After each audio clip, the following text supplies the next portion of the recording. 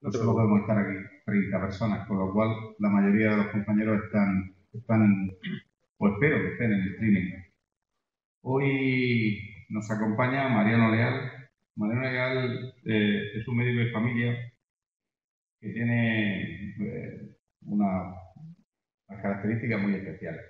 Ha sido miembro de la comisión de formación durante un montón de tiempo, hasta que otras cuestiones y otras necesidades pues nos lo quitaron del privilegio de tenerlo en la comisión.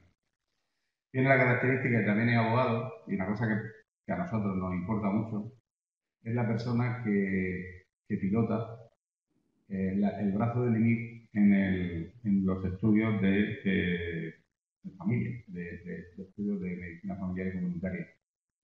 Tiene más de 51 artículos de impacto, tiene un factor de impacto alto, 41.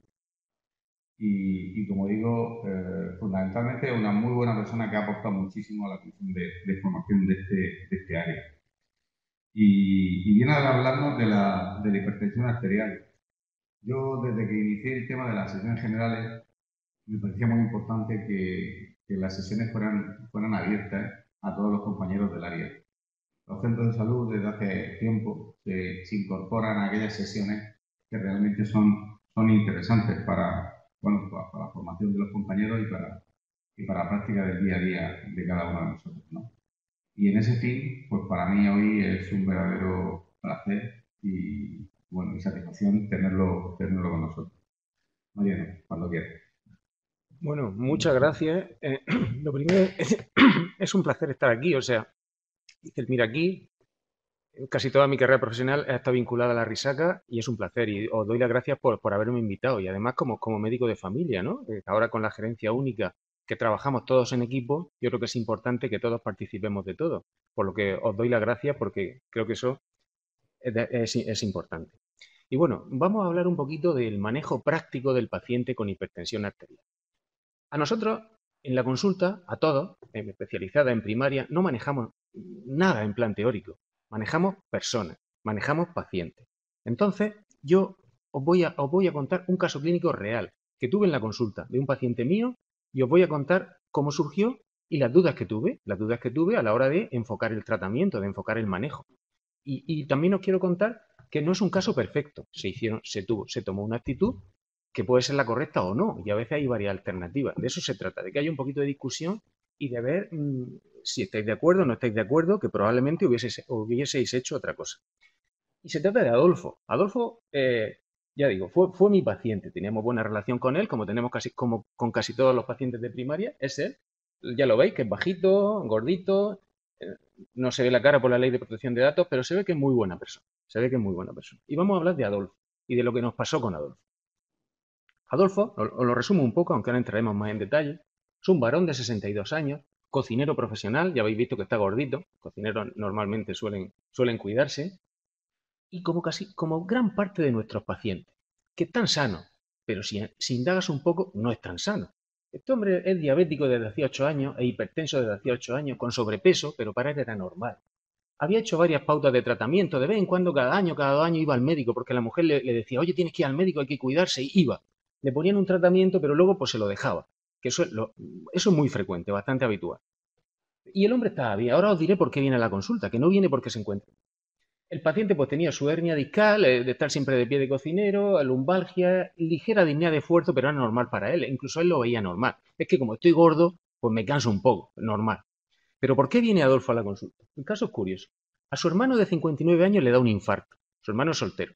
Entonces Adolfo, pues a veces habla con el médico de aquí, con el cardiólogo de planta. Y estaba mi residente. Total, que empatiza con mi residente, hablando, pues mira, si tengo mi médico de cabecera es mi tutor, pues tengo que cuidarme. Y la mujer le regala, que eso ahora veremos que es importante, le regala una pulsera de actividad, porque claro, si a su hermano le da un infarto, Adolfo tiene que cuidarse, porque le puede dar otro. Entonces le regala una pulsera, le lee la cartilla y Adolfo piensa, como ha hecho buena relación con mi residente, pues voy a ir en este caso fue a mi consulta, a ponerse en orden. Además viene sin cita un día, viene un día sin cita, oye, que a mi hermano le ha dado un infarto, ¿cuándo me puedes ver tranquilamente? Viene Adolfo a la consulta. Lo primero, porque estamos hablando en la consulta tenemos emociones. Lo primero que pienso, uff, se podía haber estado callado mi residente, ahora a ver cómo controlo yo a este hombre. pero si nos fijamos es muy importante. Este es al paciente al que le podemos salvar la vida. En realidad es esto. El paciente que se encuentra bien, que es una bomba de relojería, y si incidimos sobre él, es al que le podemos salvar. Es un paciente muy importante. Aunque de entrada, con la saturación de la consulta, pensemos, jo, a ver qué hago ahora, ¿no? Pero realmente me puse contento porque pensé, a este hombre hay que sacarle punta y está motivado porque a su hermano le da un infarto. Y, incidimos un poquito más en el caso, en los antecedentes familiares, pues bueno, sobre todo el infarto del hermano, que le ha dado joven. Lo demás, su madre diabética e hipertensa, nada importante. Su padre se murió de un cáncer de pulmón, pero Adolfo no fuma, eso es importante, un factor de riesgo muy grave, como sabéis, que no lo tiene. Algo bueno tiene que tener. Y este hombre, pues siempre había estado un poquito gordito. Se hizo una hemoglobina glicosilada hace 14 meses, la última vez que fue al médico, tenía 7,7. Y a veces, pues en casa de su suegra, que todavía vive, se toma lo típico, ¿no? Como ellos dicen, me tomo el azúcar cuando estoy allí, a veces me da casi 2 gramos, 180. Pero bueno, como él estaba bien, pues bien. Para él bien. Bien, y el tratamiento que él tomaba de vez en cuando, el último que se le puso, que ahora veremos en el manejo que hacemos con él, fue enalapril e hidroclorotiazida de 12,5, uno al día, metformina, que se tomaba una al día.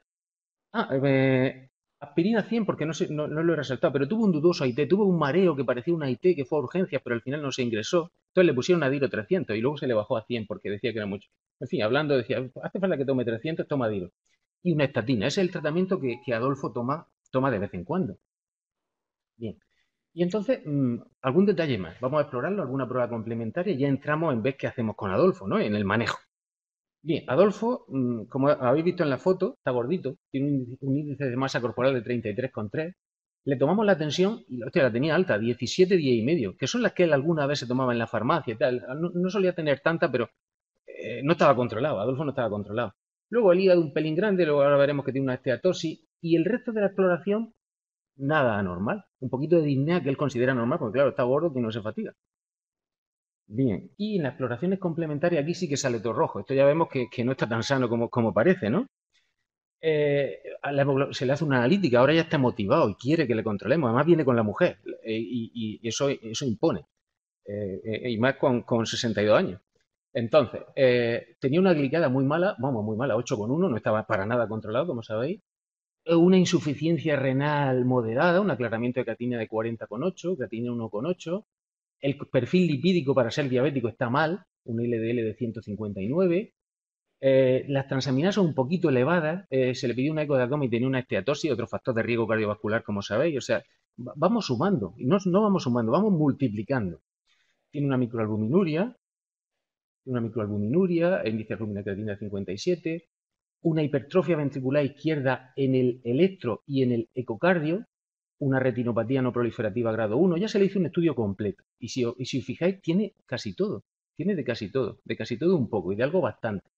Entonces, bien, lo primero, ¿por dónde empezamos? ¿Por dónde empezamos? Ya que le ha regalado a la mujer, paso a la siguiente y ahora ya pensamos un poco. La pulsera, ¿empezamos con medidas higiénico-dietéticas? A ver cómo va, que está motivado. ¿O creéis que el tratamiento merece una actuación ya? Merece una actuación, ¿no? Aparte de las medidas higiénico-dietéticas, ¿no? Vamos, yo pienso que también, porque él realmente es una bomba de relojería y el hermano ha dado un infarto, no sé cómo él no le ha dado todavía. Bien, pues entonces, vamos a ver, bueno, pongo aquí la siguiente. Entonces, lo primero que nos podemos preguntar, vosotros os podéis preguntar otra cosa, o los que estáis en streaming, os podéis preguntar otra cosa. Ya digo que es un caso donde os cuento cómo sucedió, pero alguien puede pensar otra cosa, o si hay chat lo podéis poner, en fin. Lo primero es, continuamos con la hidroclorotiazida. El paciente está con una combinación que no se toma, que no se toma. Vamos a dar por hecho que se la toma, porque lo primero había que hacer que se la tomara para ver el efecto que hace. Pero continuamos con la hidroclorotiazida. Estamos hablando de un diurético tiacídico, con una función renal que tiene el hombre tocada. Es diabético, o sea, a lo mejor sería mejor otra combinación, ¿verdad? Yo creo que habría que planteárselo, ahora nos lo plantearé.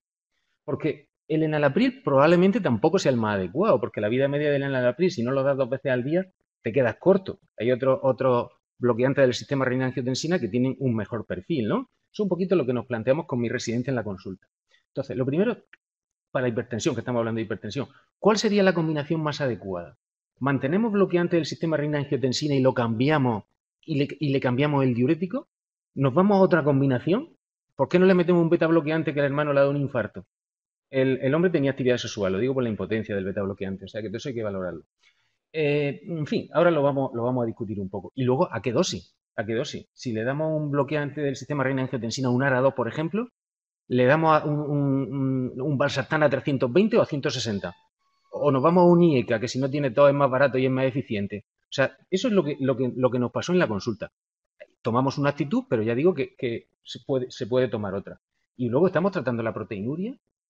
Le estamos dando un IECA, vale, pero le damos mejor otro. O sea, esto un poquito en el manejo, esto es lo que nos pasa en la consulta y lo que pensamos cuando tenemos un paciente que hay que tomar una actitud, un hipertenso. Eso es lo que nos viene a la cabeza. Es un poco lo que vamos alguna evidencia sencilla. Entonces, vamos muy brevemente, no más de 5 o 6 diapositivas, vamos a repasar un poquito las combinaciones de antihipertensivos para ver cuál se podría ajustar más a este paciente o cuáles. Luego hay que elegir una. Bueno, la más conocida es la que la que normalmente utilizamos o utilizamos mucho porque además es muy fácil porque te viene el nombre comercial que ya lleva las dos cosas. Es el IECA o ARA2 más tiacida, más hidroclorotiacida, el plus, el no sé qué, que hay muchos. Son muy eficaces, hay muchos ensayos clínicos que avalan sus bondades, o sea que eso, si no hay evidencia científica no tenemos nada que hacer. Tiene un efecto sinérgico muy importante, o sea, controla muy bien la presión arterial, pocos efectos adversos y hay que tener pues, cuidado, pues eso, en los pacientes con depleción de volumen, controlar la función renal, es la combinación más utilizada, pero claro, estamos hablando de una tiacida en un diabético mal controlado con una función renal dañada. Quizá no sería la mejor combinación. O sea, es un poquito sobre esta combinación. Luego tenemos la otra, que a lo mejor veremos si la utilizamos o no en este paciente, que es el bloqueo del sistema renina-angiotensina, que sobre eso yo creo que no procede discusión porque en un paciente diabético con daño renal hay que darle un bloqueante del sistema renina-angiotensina y ECA ahora 2 más un calcio antagonista. Ahora están más de moda las combinaciones con calcio antagonistas, porque luego pondremos algunos estudios brevemente donde se ven sus bondades respecto a la combinación con tiacida. Esta sería una combinación que nos la podríamos plantear en Adolfo. Hay mucha evidencia, hay muchos estudios que luego, aunque sean algunos muy antiguos, pero son muy evidentes, y voy a poner un par de diapositivas de cada uno. O sea, esta sería una combinación bastante a valorar en Adolfo, para quitarle la tiacida. Luego, bueno, aquí he puesto los nombres comerciales, no lo voy a leer, hay muchísimos, ¿no? Y ECA más calcio antagonistas, hay muchísimos, algunos muy conocidos, el Enea de los que somos más mayores, ahora está el Viacorán, el Vivace, hay muchos, ¿no? Hay muchos. Entonces, aquí por si sí, para que lo veáis. Y luego también ARA2 más calcio antagonistas. Los ARA2, como sabéis, salieron después, son menos eficientes, pero no dan tos. Aquí también tenemos pues, algunos, por si alguien quiere recordar los nombres comerciales. O sea que alternativas comerciales tenemos. No hay que utilizar dos comprimidos. En el mismo comprimido se pueden utilizar. Bien, luego otras combinaciones. El diurético más el calcio antagonista. Hombre, hay un estudio, el VALUE, que habla de anlodipino e hidroclorotiacida con resultados positivos. Tienen buena tolerancia, pero es menos útil. Tienen menos efecto aditivo, no son tan sinérgicos, pueden dar depleción salina y pueden estar bien, por ejemplo, en hipertensiones sistólicas muy resistentes, en alguna comorbilidad donde interese utilizar el diurético y el calcio antagonista porque haya tenido un ictus. Son combinaciones menos utilizadas, pero bueno, creo que se merece una diapositiva. Luego, el bloqueo del sistema renina-angiotensina más el beta bloqueante tienen pocos efectos aditivos, pero hay pacientes en los cuales estaría especialmente indicado. Disfunción ventricular izquierda, asintomática o insuficiencia cardíaca, cardiopatía isquémica. Ya sabéis que el beta bloqueante mejora la mortalidad y la supervivencia en la cardiopatía isquémica. Y siempre el beta bloqueante, pues a veces mejora esto. O sea, aunque quizá en Adolfo, como aún no le ha dado el infarto, esperemos que no le dé nunca, quizá no sea, sería una combinación a valores. Luego beta bloqueantes más calcio antagonista. Aquí hay que llevar cuidado qué calcio antagonista utilizamos, porque no se pueden utilizar bueno, hay que utilizar los dihidropiridínicos, si no, no podemos tener un efecto cronotrópico negativo y que el paciente tenga una bradicardia, o sea, tenemos que llevar cuidado con eso. Y bueno, también son una combinación a valorar y se utilizan mucho en angina. A nivel cardiológico se utilizan más. Quizá este paciente, como todavía no estamos en prevención secundaria, no sea la alternativa más adecuada.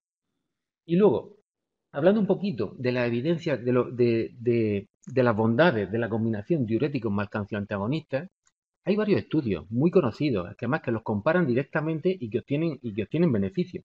Los repasamos muy brevemente. Por ejemplo, el estudio Accomplice, que hace una combinación pura, o sea, un IECA con hidroclorotiazida y un calcio antagonista, el más utilizado, con un IECA. Compara. Bueno, esto es cómo se desarrolló el estudio, que no lo vamos a desarrollar. Lo compara y además en pacientes de muy alto riesgo cardiovascular. Pacientes con muy alto riesgo porque tienen o 60 años y uno de estos factores de riesgo severos o más de 55 y dos. Estamos hablando de diabéticos, enfermedad cardíaca, ictus, enfermedad arterial periférica, o sea, pacientes, insuficiencia renal, pacientes complicados, ¿no? Y en estos pacientes se ve un riesgo relativo de ictus, muerte, infarto, que sale siempre beneficioso a la combinación IECA más calcio antagonista. O sea, que hay estudios que avalan el beneficio a veces de esta combinación. Por ejemplo, en el estudio Accomplice. Bueno, aquí redujo un 20% la morbimortalidad cardiovascular.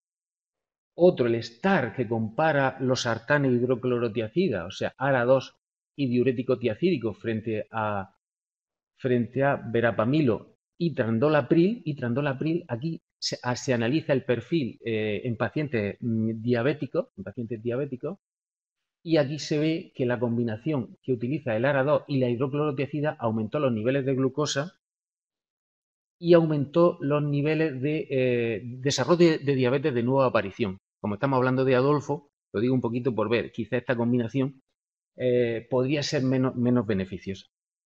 Y en resumen lo que he dicho antes, ¿no? Que empeoró el perfil glucémico de los pacientes. El estudio Advance, también muy conocido, perindopril e indapamida frente a placebo, o sea, muchos pacientes, un seguimiento largo, se analizó, también se vio que la combinación de IECA calcio antagonista redujo el riesgo relativo de mortalidad total, pero esto sí, frente a placebo, aquí hay truco, frente a placebo, de mortalidad total, de mortalidad tanto cardiovascular como de mortalidad cardiovascular. La no cardiovascular no fue significativo, o sea, también se obtuvo beneficio. Aquí lo mismo, el riesgo relativo del objetivo combinado micro y macrovascular, pues hubo una reducción del 9%. Bien, aquí más o menos parecido, que también hubo en el estudio ASCOT, o sea, ya digo, no voy a incidir, pero hay varios estudios que avalan los beneficios de esa combinación. ¿Y por qué? Porque, ¿cuál es el mecanismo de acción? Se compensan lo que puede resultar negativo de uno de ellos, como vamos a ver en esta mejor, por ejemplo, el calcio antagonista. El calcio antagonista produce arteriodilatación, el ARA2 venodilatación. El calcio antagonista a veces puede producir edema periférico. Todos sabemos que en la lodipina a dosis de día, sobre todo en verano, da edema. Pues el ARA2 lo atenúa. O sea, lo atenúa. En pacientes hiporreninémicos va bien el calcio antagonista y el ARA2 en hiperreninémicos. O sea, calcio antagonista va bien en la isquemia cardíaca. Este no tiene efecto. O sea, hacen una compensación, o sea, el uno por el otro, y como son efectivos bajando la presión arterial, o sea, un poquito ¿por qué funciona así? Entonces, después de esto, ¿qué hicimos con Adolfo? Que podéis estar de acuerdo o no. O sea, le cambiamos el enalapril por otro bloqueante del sistema renina-angiotensina y le cambiamos el diurético tiacídico por un calcio antagonista, por lo que os he explicado un poco. Como tuvo una AIT, tiene un mal perfil glucémico, pensamos que el beneficio cardiovascular que iba a obtener con esa combinación iba a ser superior. Entonces se le cambió. Se le cambió del misartán al lodipino. ¿Por qué utilizamos ese? Porque teníamos experiencia con algunos pacientes. Podíamos haber utilizado otro. Y además no pongo nombre comercial, no pretendemos hacer propaganda. Y luego también a nivel de la diabetes, aunque no estamos hablando de diabetes, le pusimos la exenatida, porque teníamos también buena experiencia con algunos pacientes y queríamos que perdiera peso. Entonces, como sabéis que eso quita el hambre, o sea, pues dijimos, a ver si le bajamos el peso, hace ejercicio con las pulseras, se toma el tratamiento y le reducimos el riesgo cardiovascular muchísimo, que es lo que pretendemos con el paciente. Entonces, le pusimos exenatida, que podéis estar de acuerdo o no, se le mantuvo la aspirina, y se le cambió la simvastatina por una atorvastatina de 40, porque claro, en un diabético el perfil lipídico hay que bajar la LDL si puede ser de 70. O sea, entonces Eso fue lo que se hizo y ahora veremos cómo se queda. ¿Qué os parece el tratamiento? Podíais no haber hecho lo mismo, podíais haber hecho otra combinación. No sé, ¿alguna sugerencia o hubierais hecho lo mismo? ¿Os parece? Vale, por dos cosas. Pues como he comentado, el paciente era muy activo sexualmente, nos decía. Entonces digo, ostras, y luego no le había dado, la frecuencia cardíaca no estaba elevada, no estaba elevada, y luego todavía no tenía cardiopatía isquémica. Entonces nos lo planteamos, pero después de todo eso, pues pensamos, no vamos a fastidiarlo, no vaya a ser que ahora diga que no se lo toma, porque era muy activo sexualmente y si falla va a decir, esto no me lo tomo yo. O sea, por eso. Eso fue un poco. Bien. Entonces, ¿y qué pasa después? ¿Cómo evoluciona el paciente? Pues mirad, 3 meses después ya había perdido de 33, había pasado a 30. El paciente estaba adelgazando, estaba motivado, estaba andando, no todo lo que nos gustaría, pero estaba andando. La presión arterial le había bajado, todavía no estaba en objetivo realmente, pero le había bajado. Y otra cosa que ahora veremos, la importancia, había tenido otra crisis hipertensiva, una crisis hipertensiva que se le controló con captopril. Y luego, como lo de la pulserita, que ahora vamos a hablar un poquito de la pulsera, porque yo creo que es interesante y a veces no lo conocemos. Las pulseras pueden hacer lo mismo que un mapa. Tú te la puedes programar, la que este hombre tenía, se programa desde el móvil y puede hacer que te tome la tensión, pues cada 2 horas, lo que tú quieras. El hombre le gustaba mucho la electrónica y se la había programado como un mapa. Y le daba bien. ¿Nos lo creemos o no? Ahora veremos. Es que tenemos un estudio que lo hicimos nosotros sobre pulseras que yo creo que puede ser interesante. Y le daba bien la pulsera. Bueno, la hemoglobina glicosilada había bajado bastante con la exenatida y se tomaba la metformina de verdad. O sea, ahora se la tomaba de verdad. Y creo que le habíamos puesto una, seguíamos con una. Se la tomaba de verdad. Y el perfil lipídico, bueno, había mejorado. Ya estábamos con un LDL de 112. Las transaminasas un poquito mejor. O sea, el paciente estaba mejor, pero todavía no estaba en objetivo. O sea, yo creo que todavía se merece algo más, ¿no? Que le cambiemos, le añadamos, ¿no? Sobre todo la presión arterial, ¿verdad? Por lo menos eso nos lo planteamos. Pero bien. Pero antes de seguir, vamos a ver dos cosas. Lo que os he dicho, lo de las pulseras. Lo de las pulseras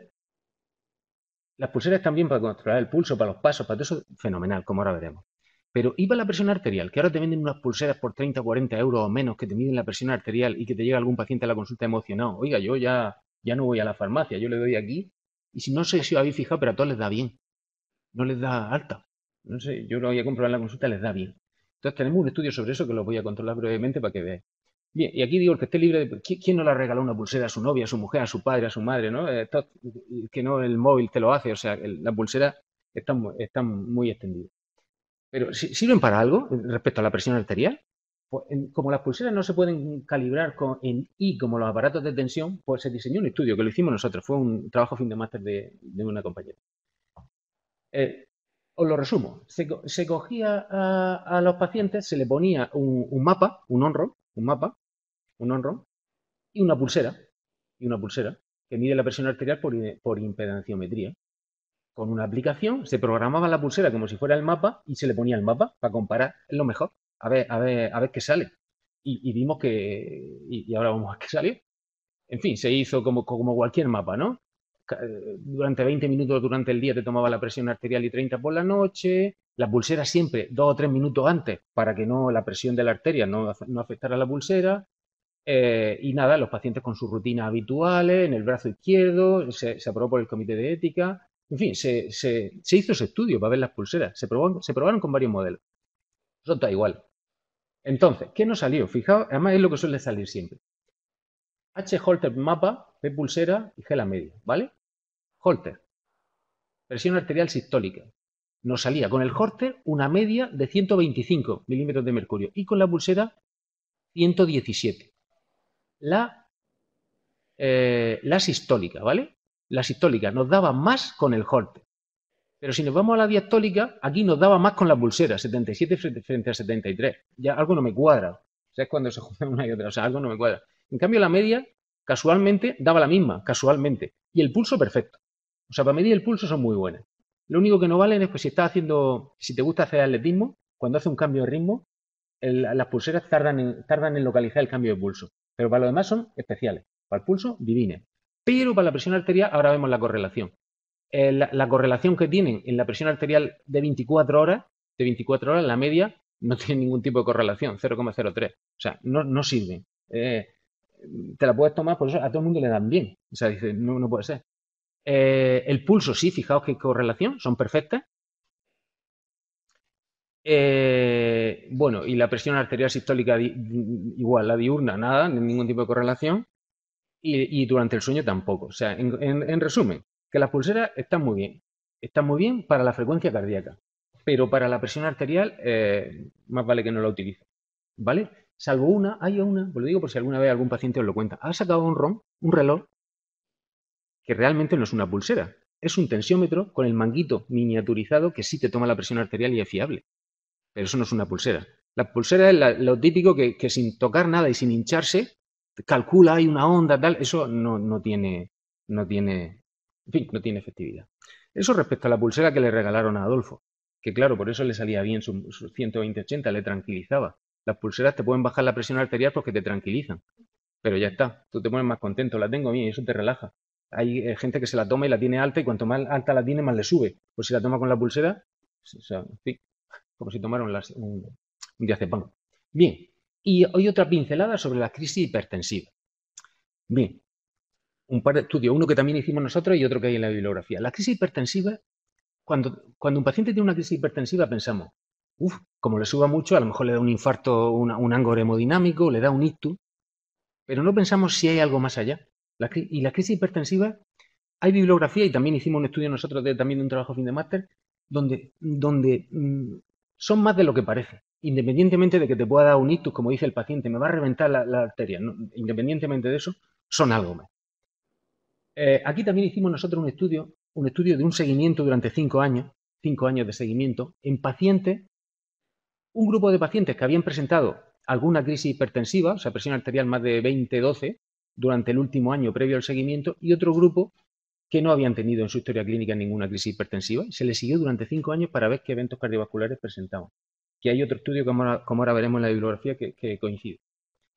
Bien, y aquí fijaos, he puesto primero el grupo B, los que no tuvieron crisis hipertensiva a lo largo de los 5 años, la muerte cardiovascular fue del 2,6% y los que tuvieron crisis hipertensiva un 7,1%, independientemente de que el ACV uno tuviera un 2,7 y otro un 4,5. O sea, hay una mayor mortalidad independientemente de que lógicamente tiene un poquito más de incidencia de ACV, de infarto, 3,6% en el que no tuvo crisis hipertensiva y 5,4% en el que sí tuvo, de ANGOR 4,5 frente a 6,3 y de insuficiencia cardíaca. O sea, las crisis hipertensivas son un marcador de riesgo más allá del propio significado de la crisis. Es lo que, bueno, aquí aparece en rojo, ¿no? Para que veáis que el número de eventos siempre es muy superior en los que han tenido crisis hipertensiva. Esto lo publicamos en 2009. Bien, y hay otro estudio, fijaos, había otro estudio en la bibliografía que se publicó en el Journal of Hypertension, una revista de impacto, que hacía algo parecido al nuestro, salió un año antes. Se analizaban pacientes que habían tenido crisis hipertensiva y un grupo control que no, y se les seguía durante 4,2 años. O sea, nosotros hicimos como un poco un diseño similar. Y igual. Los eventos cardiovasculares fueron más severos en el grupo que habían tenido urgencia hipertensiva. No hubo diferencia en eventos cardiovasculares fatales, pero sí hubo más síndrome ventricular, más síndrome coronario agudo y fallo ventricular izquierdo en el grupo de urgencia. Eso en el estudio que se publicó en la revista Journal of Hypertension. O sea, esto vengo a decir que estamos hablando de Adolfo, que la pulsera no sirve para nada y la crisis hipertensiva que tuvo, que aunque se le controló sola, y el AIT que había tenido, son todo bombas de relojería. Por eso en este paciente con 14, 9 y medio, no nos tenemos que conformar con su presión arterial. Tenemos que ir más allá. Y ahora os diré qué hicimos con él. Bien, estos son los resultados que ya he puesto. Bueno, y ahora vamos a ir con Adolfo. Lo que he comentado antes, José Domingo, de darle un beta bloqueante, no es mala idea.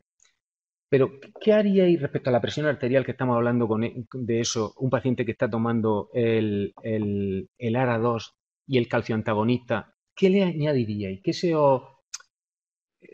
Hay varias alternativas, ¿no? Os voy a salir por los cerros de Úbeda, una que a lo mejor ni pensáis, pero ¿qué es lo que se hizo? Pero, no sé, ¿qué le añadiríais? Así, por ejemplo. por ejemplo, que no fuera tiacídico, un diurético de asa. Por ejemplo, una torasemida.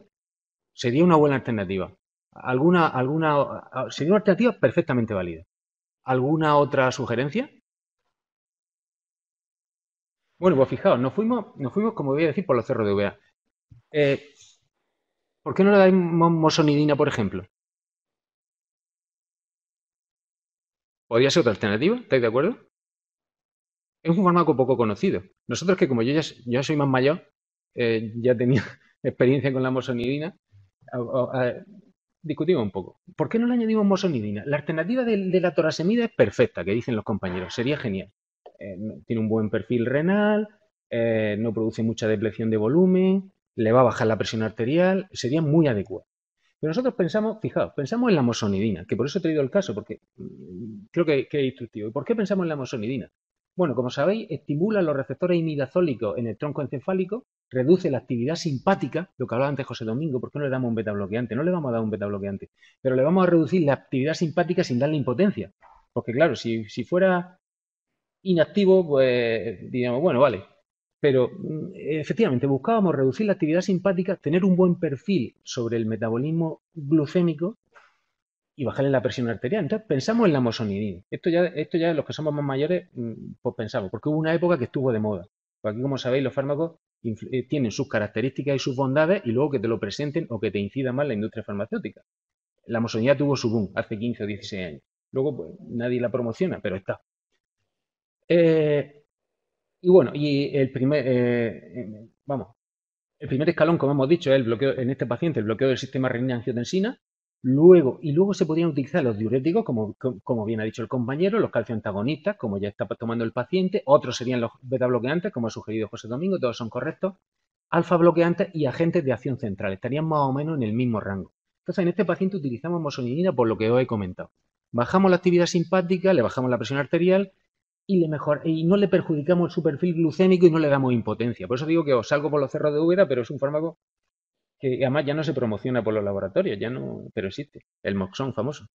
Pues nada, en este caso le dimos moxonidina, le dimos moxonidina a Adolfo y, bueno, el tratamiento lo dejamos así. Telmisartán con alodipino, 80 que es la dosis máxima de telmisartán. ¿Por qué utilizamos telmisartán también? Porque sabéis que la vida media del telmisartán es superior a 24 horas. Es de los pocos ARA2 que tiene una vida media larga.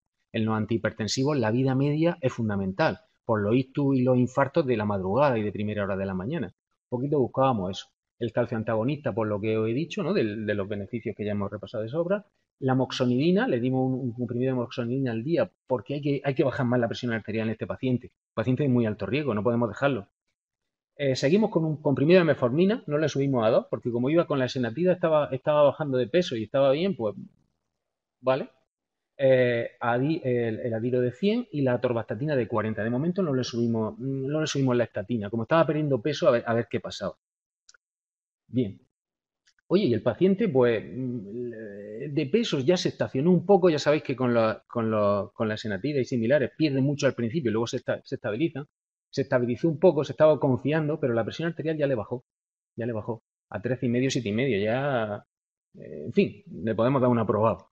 Y la glucemia también, su hemoglobina glicosilada, hombre, no estaba por debajo del 7, no 6,5 que sería lo óptimo, pero estábamos en un 7,2. También sería un aprobado con un 4,5, o sea, sería. Sí, y el paciente, pues eso, iba evolucionando satisfactoriamente, estaba haciendo las medidas higiénico-dietéticas, nos vino bien, entre comillas, no tomárselo mal, que al hermano le hubiera dado un infarto, y el paciente había disminuido de forma importante su riesgo cardiovascular. Y ya para acabar, 3 diapositivas para repasar, que ya lo sabéis probablemente, de cuál es el fármaco ideal, cuál es el antihipertensivo ideal en algunos pacientes concretos. Esto es rápido y ya acabado. Tío joven, hipertenso, después de hacer un estudio de hipertensión secundaria, ya sabéis que cuando un paciente es muy joven y aparece con una hipertensión, si no lo vemos claro porque es muy gordo, tal, hay que ver de qué le puede venir eso. Estilo de vida e IECA. Hay otra alternativa, pero bueno, eso sería un poquito bloqueo del sistema renina-angiotensina, una de las opciones principales. Se podría utilizar también todo, pero en principio habría que pensar en eso. Embarazada, eso también lo sabéis. Nunca IECA ni ARA2 porque son teratogénicos y siempre metildopa, labetalol o calcio antagonista. Simplemente un repaso. Bien, paciente muy mayor, 84, calcio antagonista. Hay que planteárselo siempre en primera opción. El estudio Hibbett, la idapamida o el perindopril. Cuidado con los efectos adversos, pero bueno, va a mejorar su circulación cerebral, hay que llevar cuidado con los edemas, pero bueno, siempre habría que plantearse el calcio antagonista. Paciente con hipertrofia ventricular izquierda, siempre IECA o ARA2, lógicamente, el bloqueo del sistema renina-angiotensina, y cuando no es solo eficaz, añadir diurético o calcio antagonista. Muy importante también el diurético, sobre todo si tienen edema o insuficiencia cardíaca. Insuficiencia renal. Aquí mucho cuidado con los fármacos que retienen potasio. Y muy importante el IECA o ARA2 y control del resto de factores de riesgo cardiovascular, pero siempre fijarnos en el potasio, ¿no? Que nunca, oye, hacerle una analítica si el fármaco puede alterar el potasio al poco tiempo, a las 2 o 3 semanas. Y me parece que ya. Ah, bueno, y los de color, los del grupo étnico de color, Begoña entutumo. Pues estos fármacos, los diuréticos y los calcio antagonistas, se ha visto que por su perfil genético son los que mejor responden a estos pacientes. Y eso sí, el angioedema por IECA es mucho más frecuente en los pacientes de color. Y bueno, y daros las gracias también en nombre de Adolfo, ¿no? Porque Adolfo también lo había visto el endocrino, es un paciente que ha vuelto al redil gracias a mi residente, aunque de entrada pensaran, uff, este hombre no podría, ¿no? Tengo aquí que controlarlo. Y este caso un poco, hemos visto un poquito lo de las combinaciones y lo importante que es tratar al paciente que está bien. Estamos en un hospital ahora mismo. Se trata normalmente al paciente que está mal, que está ingresado, que viene a urgencias, pero también cuando veamos a un paciente con factores de riesgo cardiovascular, aunque lo estemos viendo en una consulta que no tiene nada que ver ni con cardiología ni con medicina interna, es importante dirigirlo o mandarlo al médico de cabecera con insistencia para controlar los factores de riesgo. El paciente que está bien es donde más se va a notar nuestra actuación. El que está mal también, pero los que están bien, que son muchos y que son una bomba de relojería como Adolfo, ahí les podemos hacer muchísimo. Y es un poquito por lo que he traído el caso, que son casos de primaria, que es lo que hacemos en primaria y también hacéis en el hospital, por supuesto. Y si no tenéis ninguna pregunta.